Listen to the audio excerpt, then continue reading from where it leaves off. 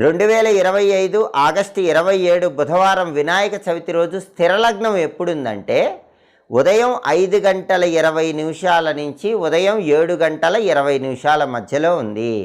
సింహ లగ్నం ఉంది. సింహ లగ్నాన్ని స్థిర లగ్నం అంటారు. కాబట్టి ఎవరైనా సరే ఈ సంవత్సరం వినాయకుడి పూజ వినాయక చవితి రోజు ఉదయం 5:20 నుంచి ఉదయం 7:20 మధ్యలో చేసుకోండి.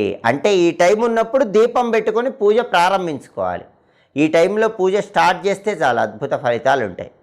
అయితే అంత పొద్దున్నే పూజ చేసుకోవటం వీలు కాని వాళ్ళు ఏం చేయాలంటే మళ్ళీ స్థిర లగ్నం ఎన్నింటికి ఉందంటే ఉదయం 11:35 ఉంది. కాబట్టి ఉదయం 5:20 నుంచి 7:20 మధ్యలో పూజ చేసుకోవటం వీలు కాని వాళ్ళు మళ్ళీ ఉదయం 11:35 స్థిర లగ్నం వృశ్చిక లగ్నం వస్తుంది. కాబట్టి ఉదయం 11:35 నుంచి ఉదయం